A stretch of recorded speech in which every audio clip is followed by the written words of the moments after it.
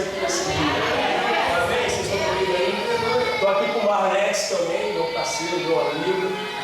Pastor Marlex. Ministrou ontem, a gente estava se deu deixar, mais tarde. Mas é uma honra poder estar aqui com vocês, amém? Amém. Estão aí? Eu queria abrir comigo a palavra lá em Gênesis, capítulo 3, verso 8. Abre comigo aí, Gênesis, capítulo 3, verso 8. Eu quero construir com vocês uma ideia de chamar.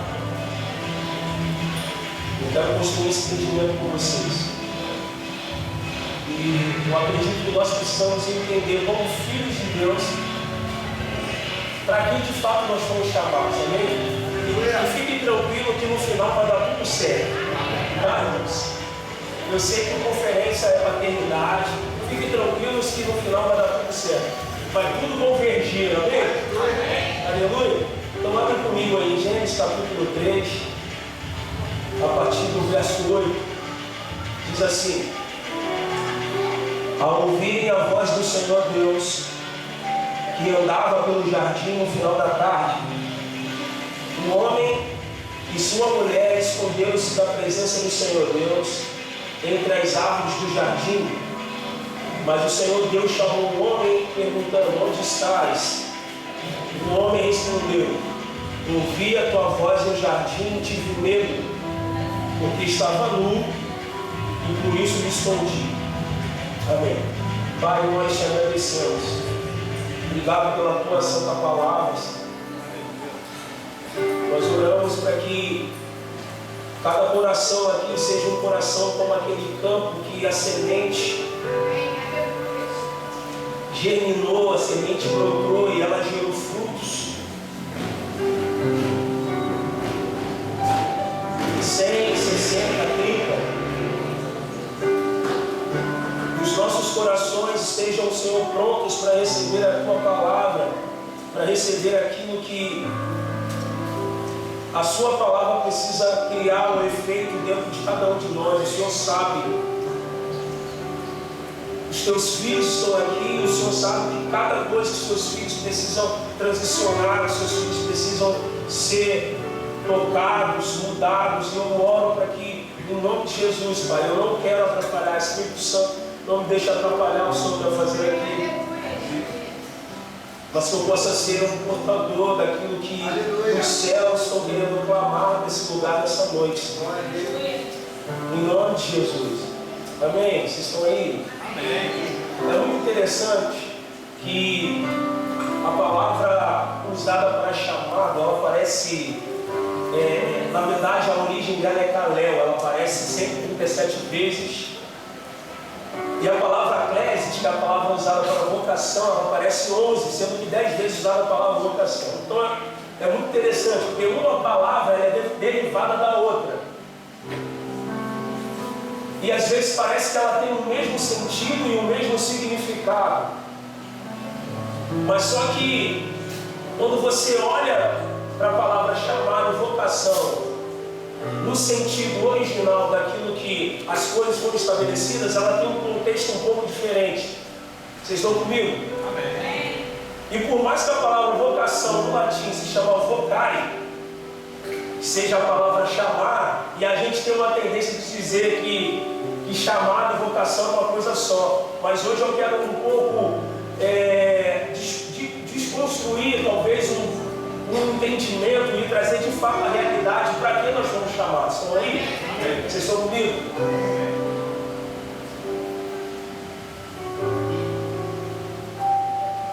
Porque quando a gente vai tentar associar uma ideia de chamado, a gente sempre vai olhar, pastor, sempre com a ideia de uma ação operacional.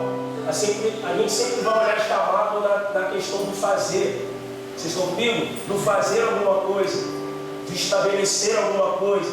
Só que chamado, ele é um reencontro existencial. Repete comigo, chamado, ele é um reencontro existencial. O que é a vocação? A vocação é como eu vou desenvolver as minhas habilidades. capacidades a partir da compreensão de quem eu sou em Deus. Aí a gente já está começando a entrar naquilo que eu quero construir com você. Então a gente precisa construir a partir desse processo, tomar cuidado para que a gente não entenda a chamada a partir da nossa demanda cultural, a partir da nossa demanda do momento.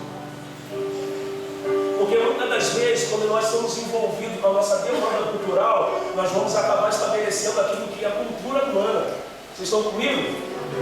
Só que a importância de nós estarmos a cada dia diante da realidade do Senhor, diante do conselho do Senhor, para estabelecer um modelo original. Repete comigo, modelo original. Então, quando a gente vai tentar compreender um princípio espiritual, um princípio eterno, a ideia é voltarmos a esse princípio de origem e ver como esse princípio aparece pela primeira vez na história e ver como a gente pode visualizar melhor a sua aplicação. Vocês estão comigo?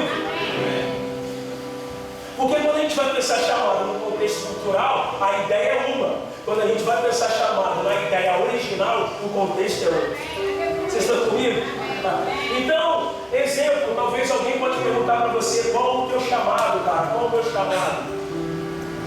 O meu chamado é dançar. Ou, na verdade, isso pode fazer parte da sua essência, de quem você é. Mas quando se fala de chamado, escuta aqui, a partir da cultura que nós entramos, nós vamos pensar, vou repetir de forma muito operacional. Então nós vamos dizer que o meu chamado é trabalhar, o meu chamado é cuidar de crianças, o meu chamado é ir para países distantes, é trabalhar com um tipo de gente específico.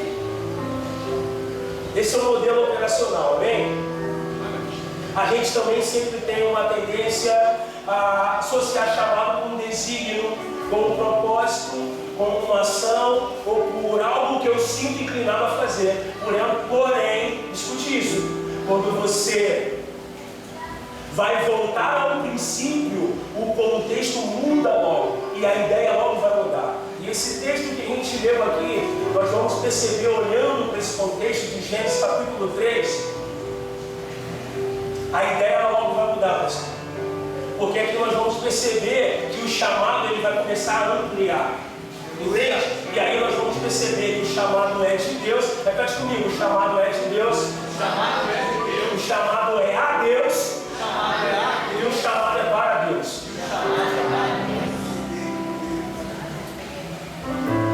Porque o texto aqui, irmãos, entendam isso, não está falando de que Adão havia sido chamado para fazer alguma coisa, Marés. Muito pelo contrário. Aqui quando aparece o chamado, é Deus chamando Adão.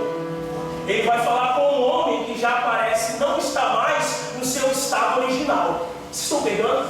Amém. Então quando Deus está chamando Adão, Ele está chamando Adão e parece que esse homem Adão não está mais no seu estado original. Então o chamado é: Adão, onde estás? Adão, onde você está, que você não está mais no lugar onde você deveria estar.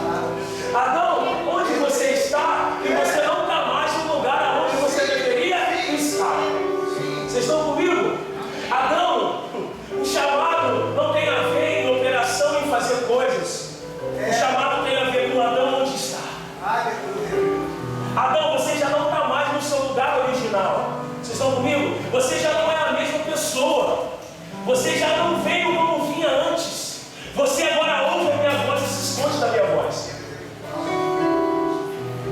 Vocês estão comigo? Isso tem a ver com paternidade, tá, irmãos? O pai indo reencontrar o seu filho. O pai indo encontrar o seu filho. Porque todas as vezes o pai vai falar. Vocês estão comigo? Então esse chamado, pastor, fala do homem que havia mudado uma vez. E o homem que agora não estava mais se relacionando com Deus da mesma maneira. E muitas das vezes nós entramos nesse lugar da onde alguma coisa aconteceu no meio do caminho, no meio do processo, que a primeira coisa que a gente está fazendo é se esconder. Mas só que todos os dias o Pai está lá, o Pai estava lá. As Escrituras vão dizer que na viração do dia, todos os dias Deus se encontrava com Adão. Mas teve um foi diferente. Que o pai foi e Adão não estava. Que o pai foi lá e o filho não estava no seu lugar original. Não estava mais no seu estado original. Vocês estão comigo?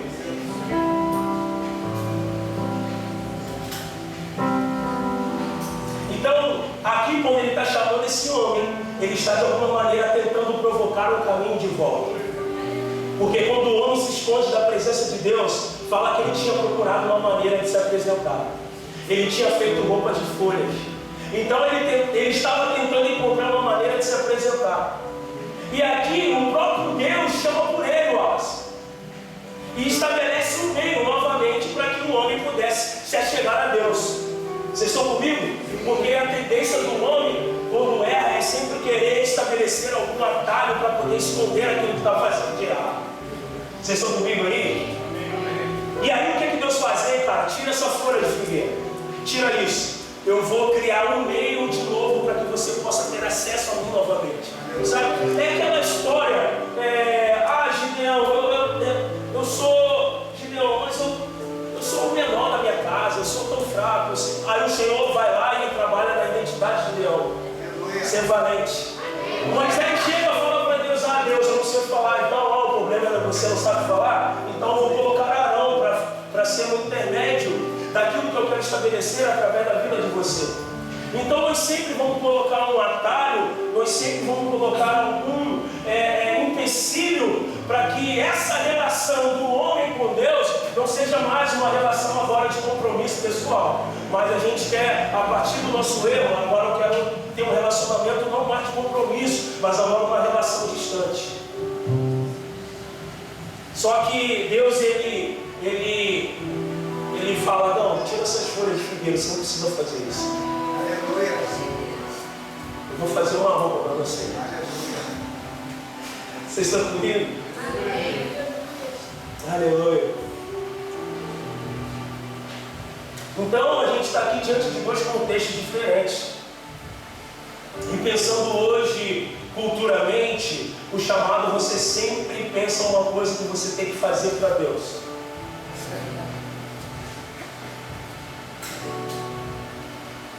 E é muito interessante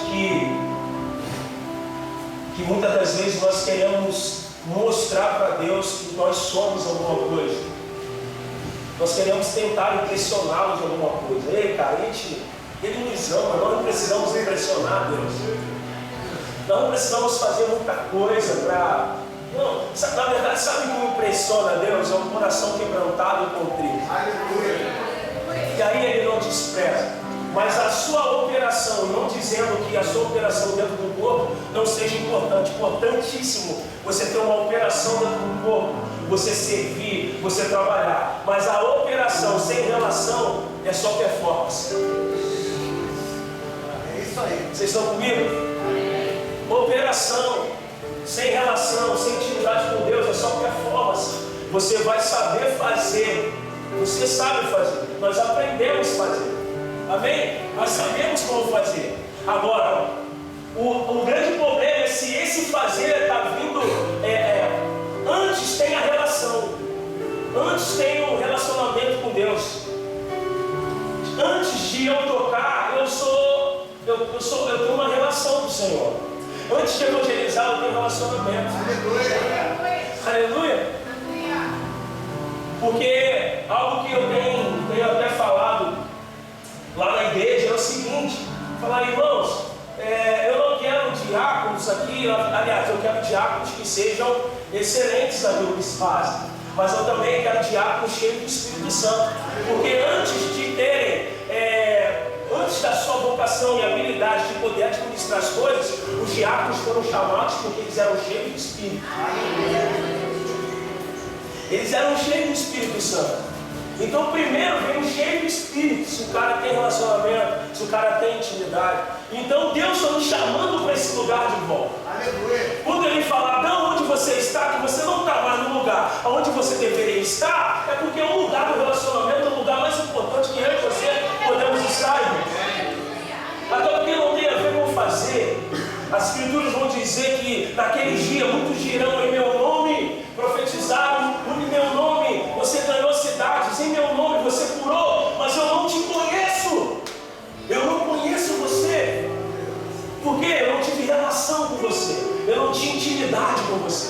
Eu não te conheço. E esse conhecer, aliás, é muito mais pesado, sabe por quê? Porque Deus não conhece alguma coisa aqui? Deus não conhece alguma coisa? Deus sabe de tudo, né? Deus sabe de todas as coisas. Ele é dono de tudo. Então não tem como Ele não deixar de saber alguma coisa, amém? Então, esse conhecer é como se Ele de fato, é como se você não tivesse nunca existido.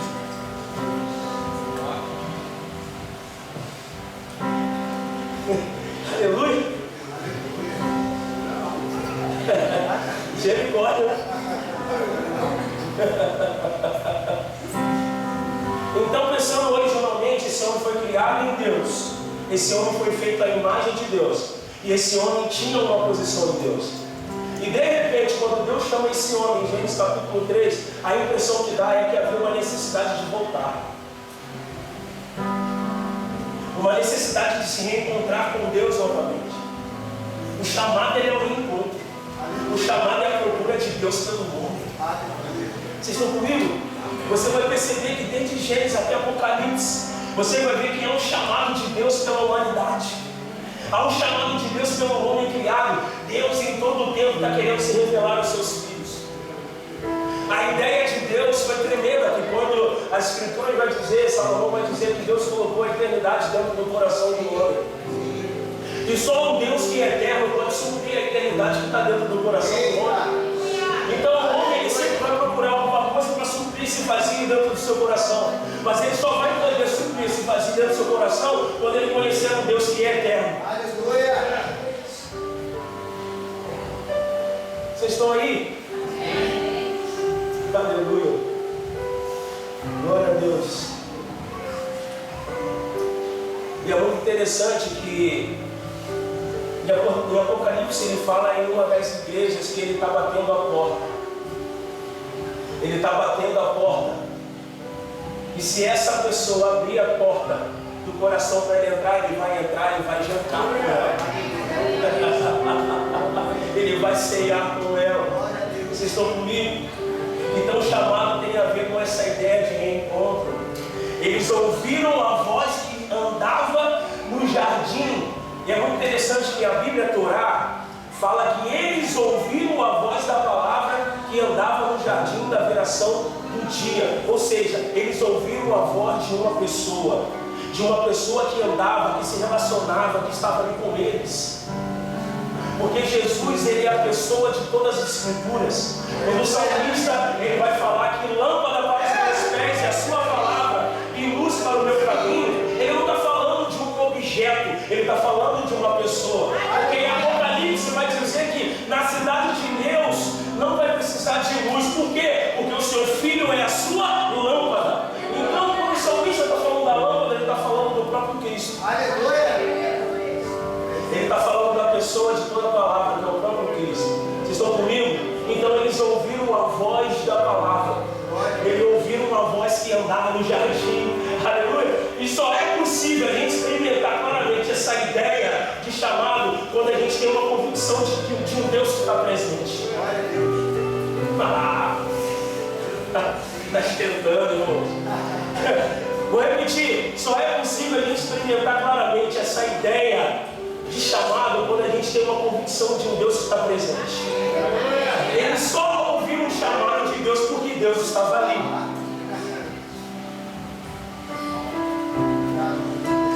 Eles só conseguiram ouvir a voz do chamado de Deus porque Deus estava ali. A voz dele estava ali. Deus estava presente. O homem só vai conseguir ouvir o chamado de Deus e dizer: eis-me aqui, quando descobrir um Deus que diz: eu estou aqui. Vocês estão comigo aí? Somente quando você tem uma compreensão que Deus é presente, que Deus está, que Deus procura pelo homem, é que nós vamos estar próximos de ter essa experiência de resposta. Isaías capítulo 43, verso 1 diz assim: mas agora sim diz o Senhor que te criou, ó Jacó, e que te formou, ó Israel: Não temas, porque eu te salvei, chamei-te pelo teu nome, tu és meu. Muito interessante como esse texto nos fala sobre esse processo. E como a nossa vida vai se desenvolvendo, escute isso, e evoluindo por meio de processo. Aqui fala, pastor, que ele criou um Jacó, mas de Jacó ele formou um Israel. Aqui não está falando que Jacó e Israel tinham o que fazer, mas está falando de um processo que a partir de um homem Jacó, ele formou um homem Israel. E é muito interessante que quando a gente pega a história de Jacó, a gente conhece a história de Jacó, a gente vai perceber que dentro da raiz do seu nome, a ideia do nome dele era um usurpador, aquele que agarra pelo calcanhar. E a vida dele parece que ia entrando em concordância com essa história. Tinha uma progenitura do irmão dele que foi passada, aí você conhece todo o contexto da história. Então Jacó tinha dentro da sua constituição, Alex, essa ideia de um usurpador, e você conhece. Só que o que muda a realidade de Jacó é quando ele tem um encontro com Deus.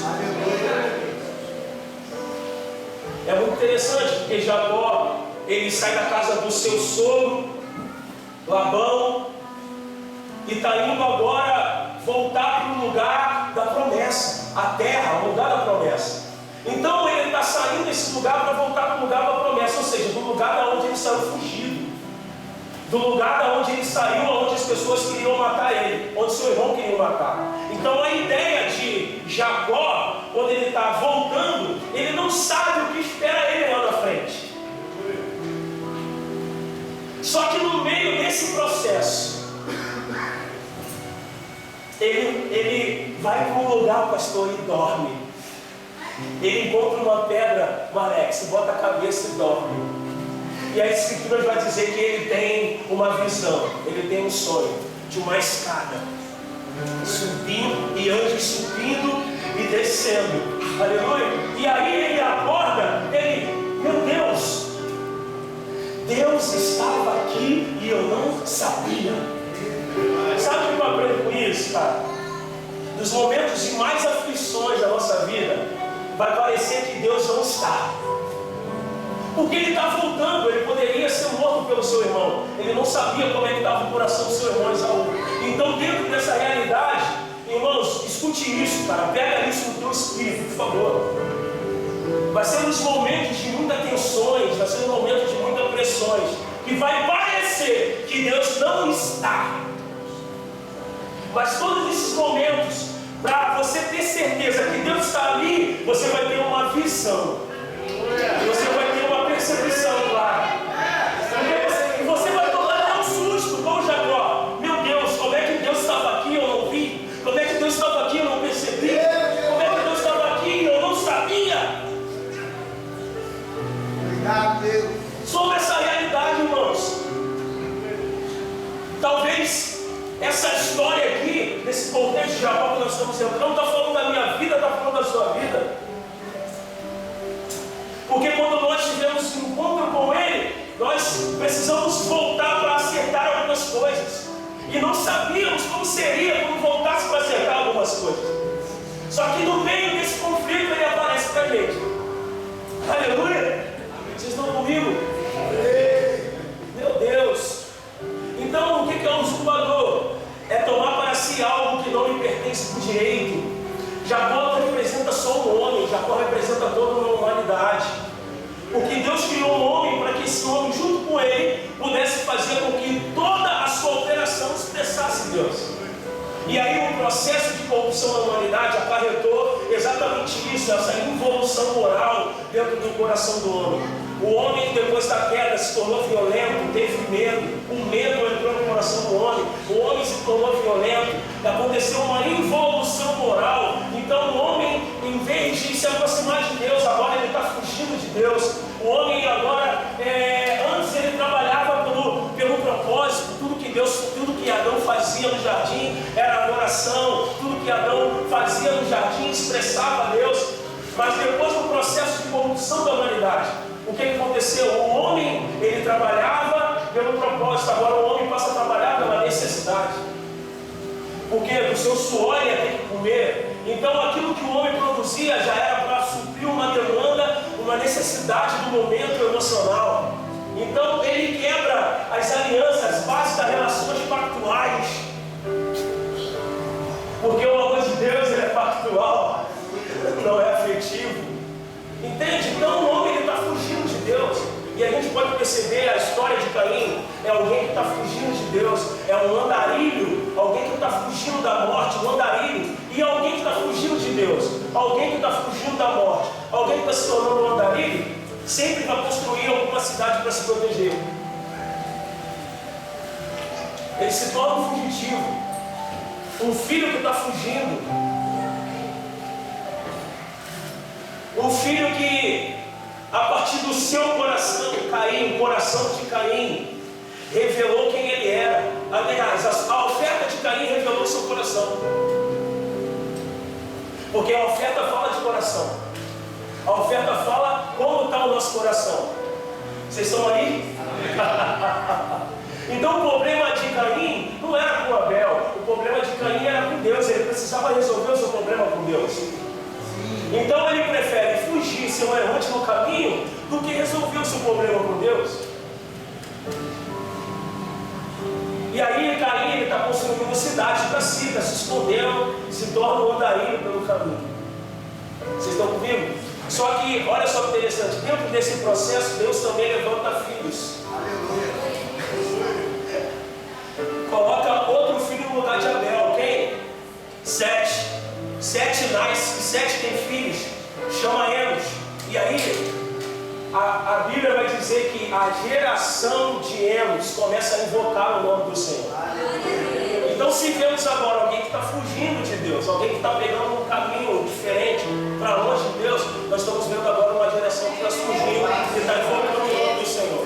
A geração do reino de Deus, a geração do Espírito de Deus, que não são mais os andarilhos, mas são os peregrinos. Por quê? Porque os andarilhos eles estão fugindo de casa, os peregrinos eles estão voltando para casa. Vocês estão comigo? Nós estamos entendendo, então, e por entender nós não vamos mais fugir. Nós não vamos mais fugir, nós vamos aceitar o processo. Porque se tiver que enfrentar a realidade, nós vamos enfrentar a realidade. Por quê? Porque nós estamos nos tornando imagem e semelhança dele. Então o Marnese falou aqui, não tem mais a ver com o que fazer, com aquilo que eu sei, com aquilo que eu faço, mas tem a ver com aquilo que eu estou me tornando nele. Amém? Porque, irmãos, escute isso. O maior balizador de que nós estamos sendo mudados pelo Senhor não é o quanto a gente sabe da Bíblia, mas o quanto a Bíblia está nos transformando. Ah, você não pegou isso? Não é o quanto você sabe, não é o quanto você estuda, mas o quanto aquilo que você estuda está transformando você. Vocês estão comigo? Glória a Deus. Meu Deus. Então, de repente, o homem toma para si o conhecimento. De repente, o homem toma para si o poder. E o homem começa a usurpar. Toma para si algo que não é do direito. Sabe o que é isso? Tudo que é de Deus e o homem toma para si é como se fosse dele, isso é usurpação.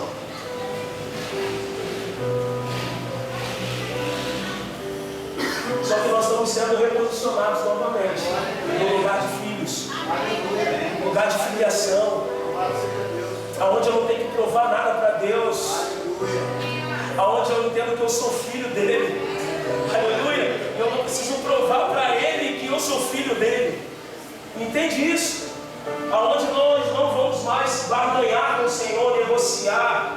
Muito pelo contrário, eu vou entender que existe um lugar à mesa para mim. Eu estou sentado à mesa com ele, estou disposto a receber a exortação, porque ele exorta quem ama. E não tem problema mais, eu não quero mais colocar folha de figueira. Agora de fato eu quero andar nu. Como na origem. Andar nu como na origem, sem vergonha. Entende? Porque eu não preciso sentir mais vergonha, porque eu fui encontrado por ele novamente. O seu amor me alcançou. Eu era órfão, mas hoje eu sou filho. E como filho, eu já tenho um lugar à mesa, eu estou posicionado nesse lugar junto com ele. Sabe, irmãos? Eu não preciso forçar uma espiritualidade, eu não preciso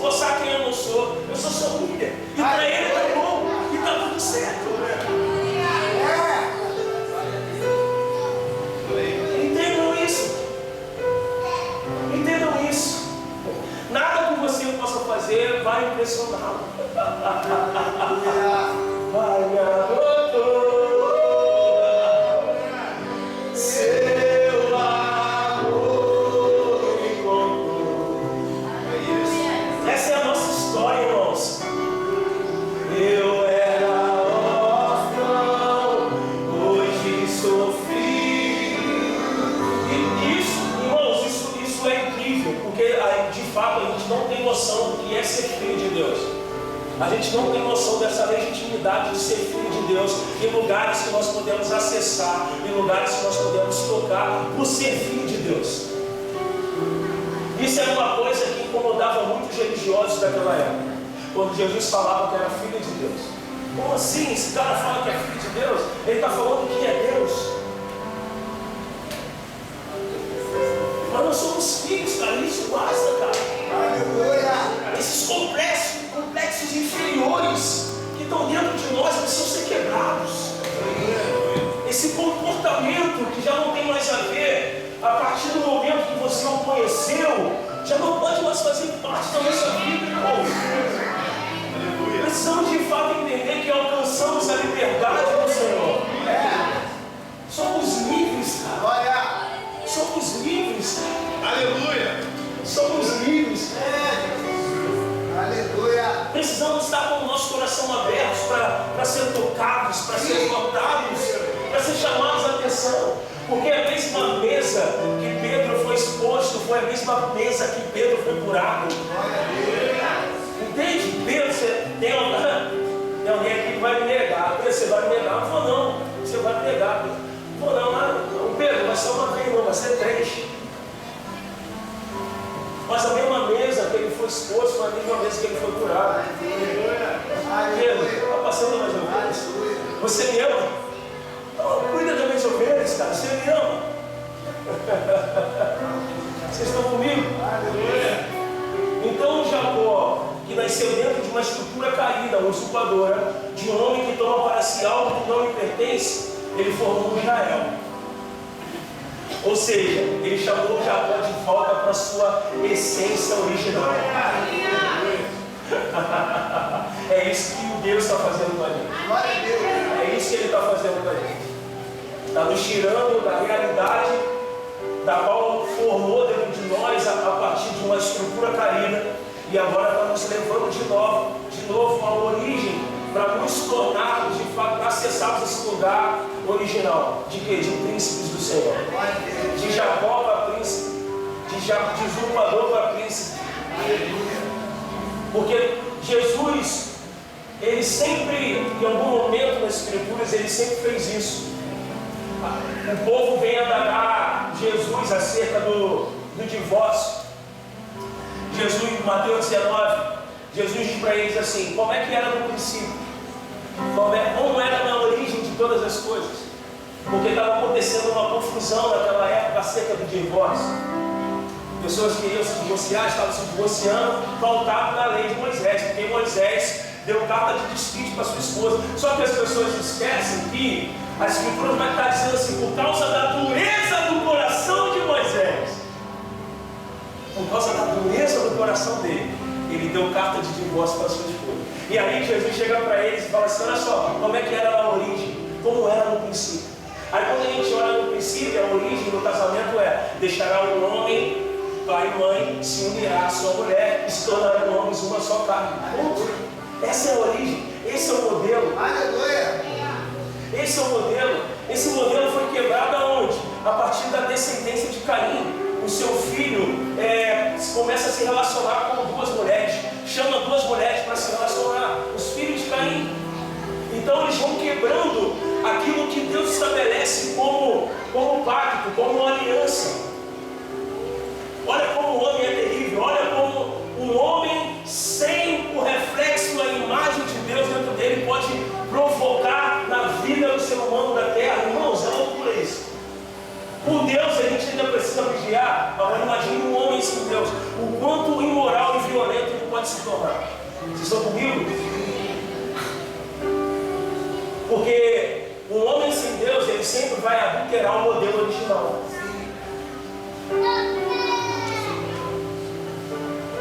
Um homem que sem Deus, ele sempre vai chegar para Deus e vai falar: pô Deus, mas eu sempre estive aqui, você nunca fez nada comigo. Eu sempre estive aqui, você nunca fez um churrasco para mim. Aí esse cara que fez o que fez, foi lá fora, voltou e você faz um festão para ele. Esse cara perdeu a ideia de quem ele é. Ele está agindo como alguém que é órfão, não como um filho. Porque alguém que não celebra a volta do irmão para casa é alguém que de fato já perdeu toda a visão, irmão. E é muito interessante nessa parábola que Jesus aí, o pai vai dizer assim: cara, você estava comigo aqui há todo tempo. Você poderia pegar qualquer irmão para fazer o que você quisesse aqui. É teu, cara. Era teu. Era só chamar os seus amigos e celebrar. Já é teu. Aleluia. Vocês estão aí? Amém. Vai dar tudo certo, irmão. No final, eu estou falando sério.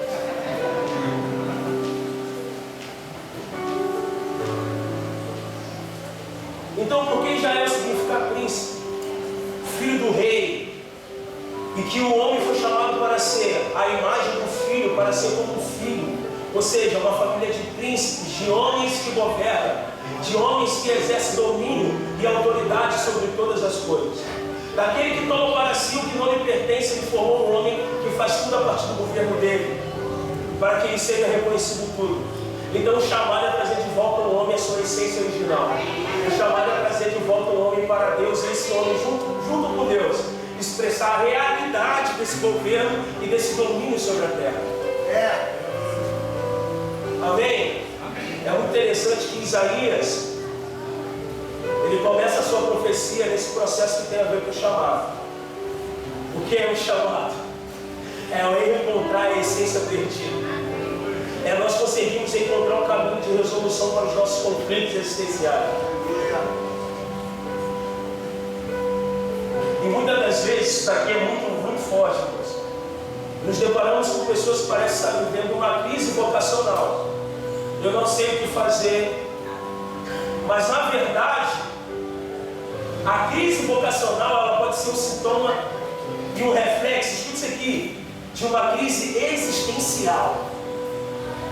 De que? Eu não sei quem eu sou, eu perdi a minha essência, eu preciso me reencontrar. Sim. Então o que é o chamado? É quando Deus nos reencontra. É quando nós nos reencontramos com Deus que não cansou de procurar pelo homem. Então essas perguntas elas sempre vão entrar no coração daqueles que estão em crise. Não é uma crise vocacional, é uma crise existencial. Eu não sei quem eu sou, o que eu estou fazendo aqui, para onde eu estou indo. Vocês estão entendendo?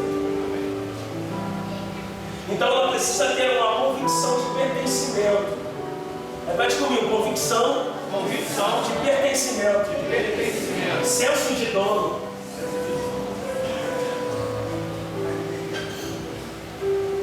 É aquela questão. A minha esposa é bonita. E aí ela está andando na rua. Aí o cara mexe com ela. E ela não dá ideia, sabe por quê? Porque ela sabe a quem ela pertence. Consciência de pertencimento. Eu sei a quem pertence.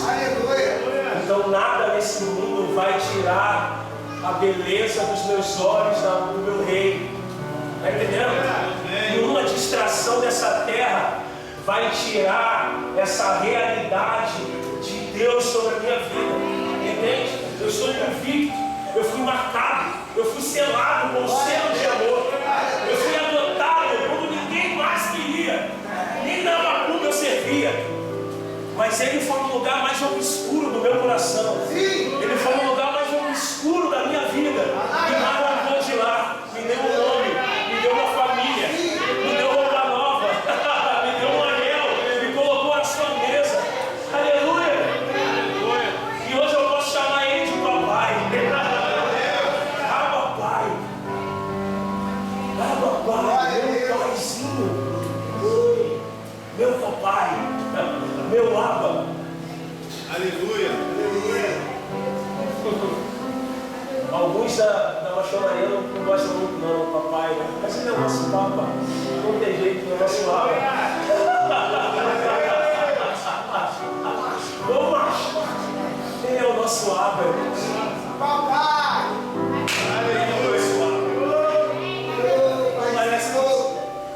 Às vezes nós vamos precisar voltar para esse lugar, cara. A grande verdade é que lá no fundo nós não somos esse machão de tudo que achamos que somos.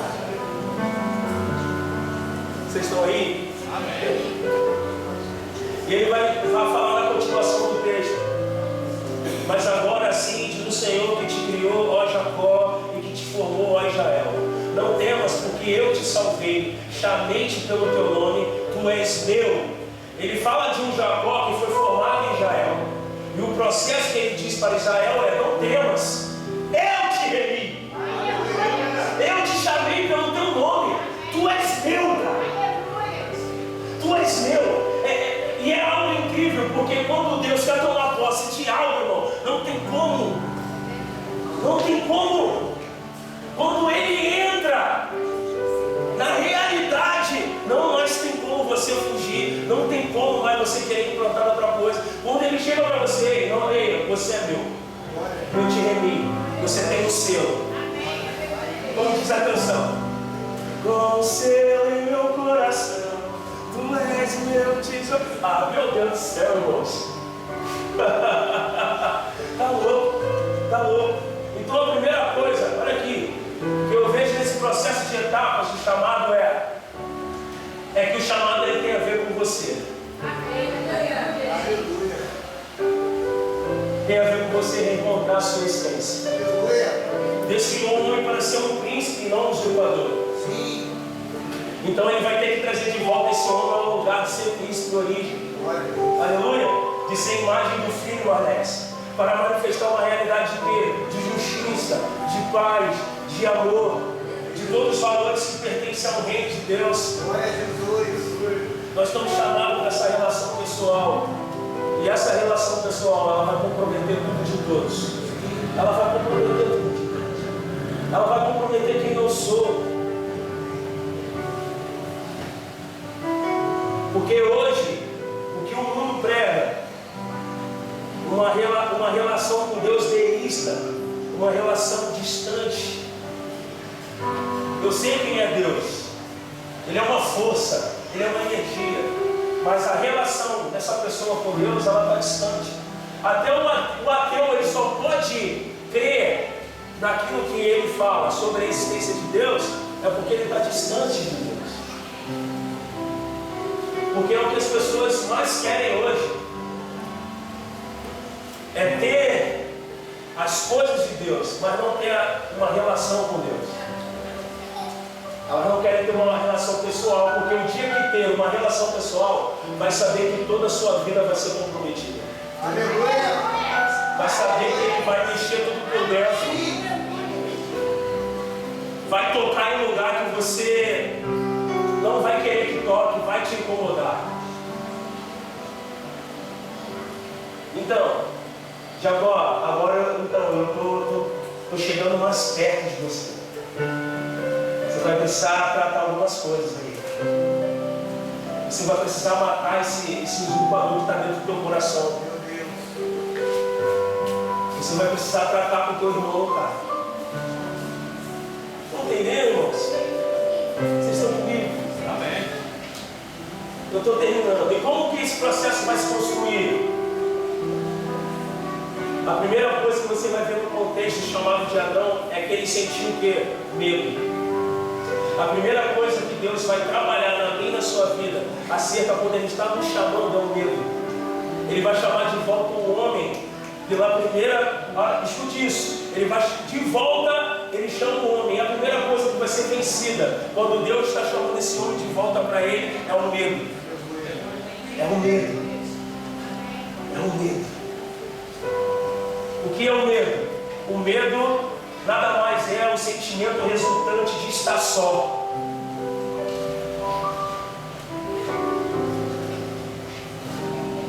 De estar sozinho. Já viu uma criança no quarto escuro, sozinha? Ela sente medo, porque a sensação dela é que ela está sozinha. Estão aí? Amém.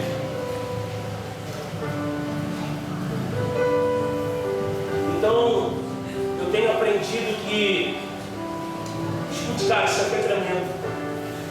Eu só vou poder dizer para Deus um dia, eis-me aqui, quando eu descobrir que Ele já estava e eu não sabia.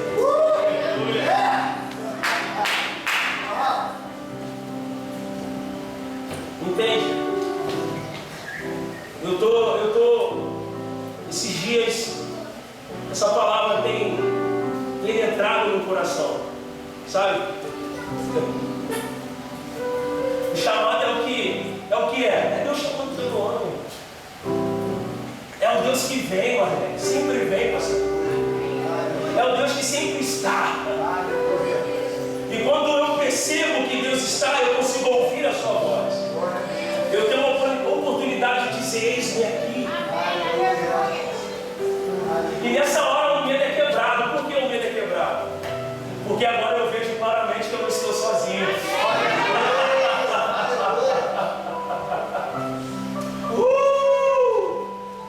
Então, o chamado é o desvendamento que o próprio Espírito proporciona para que nós possamos ver: não estamos só, Ele está aqui e eu não sabia. Aleluia. Glória a Deus. Uau. Gênesis capítulo 28, o verso 10 ao 16, diz assim: partiu Jacó de Berseba e seguiu para Arã, e tendo chegado a certo lugar, ali passou a noite, mas já era sol. Tomou uma das pedras do lugar, fez seu travesseiro e deitou ali dele para dormir, e sonhou. Eis posta na terra uma escada cujo topo atingiu o céu, e os anjos de Deus subiam e desciam por ela. Perto dele estava o Senhor e lhe disse: eu sou o Senhor Deus de Abraão, teu pai, e Deus de Isaac. A terra em que agora está deitado, eu te darei, a ti e a tua descendência. A tua descendência será como o pó da terra. Estender-te-ás para o ocidente, para o oriente, para o norte e para o sul. Em ti e na tua descendência serão abençoadas todas as famílias da terra. Eis que estou contigo e te guardarei por onde quer que fores, e te farei voltar a esta terra. Porque te não desampararei, até cumprir eu aquilo que te hei referido. Despertado Jacó do seu sono, disse: na verdade, o Senhor está nesse lugar e eu não sabia. Ou seja, ele foi surpreendido pelo Deus que está presente. Então a experiência do chamado é você ser surpreendido pelo Deus que está presente e você não tinha percebido. Ele é o alfa e o ômega. Ele está em todas as estações. Ele habita no tempo passado e no tempo futuro. Ele é o Pai Nosso que está no céu. Agora eu te pergunto: existe algum lugar na face da terra que não existe céu? Ele está em todos os lugares. O salmista vai dizer: ei, se tu fizer tua cama no Sheol, lá ele está. Se tu ir para as profundezas do oceano, ali também ele está. Não existe lugar onde ele não possa estar. Ele está em todos os lugares. Aleluia. Pai nosso que está no céu, mas também é o Pai nosso que está dentro. Aleluia. Pai nosso que está dentro. Ele está aqui. Ele é o nosso Emanuel, é o nosso Deus conosco, cara. É o nosso Deus conosco. Ele está nos chamando para esse lugar de volta, esse lugar de reencontro. Adão, onde você está, que você não está mais no lugar que você deveria estar, você precisa voltar para esse lugar, o lugar da origem, o lugar onde tudo era só eu e você, o lugar onde você fazia tudo a partir de uma relação, o lugar onde você não se preocupava em uma performance, mas se preocupava só em fluir daquilo que estava sendo gerado na minha vida através de você. Ei, Adão, volta para esse lugar. Ei, filho amado, volta para esse lugar. Volta para esse lugar da relação. Deixa eu te levar de novo para esse lugar de origem. Deixa eu formar em você o meu caráter novamente. Deixa eu ser seu pai. Eu sou seu pai. Eu te remi, eu te chamei. Você é meu. Aleluia. Lembra que eu falei? Então Deus precisou primeiro tratar o medo, porque quando ele ouviu a voz do seu pai, ele sentiu medo. Opa, peraí, como assim? Acho que é um mistério, já Quando ele volta, quando ele ouve a voz de Deus, ele sente medo. Opa, peraí, alguma coisa está errada. Alguma coisa está fora do lugar. Alguma coisa está fora. Saiu. Porque antes, quando ele ouvia a minha voz, ele sentia prazer. Agora ele sente medo. Agora essa voz provoca medo. Agora essa voz está provocando uma distância.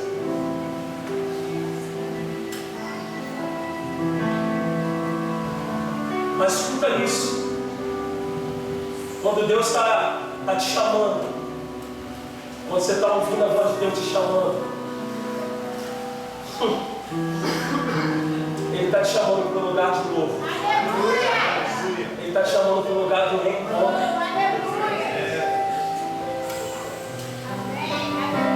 Irmãos, havia uma necessidade de voltar.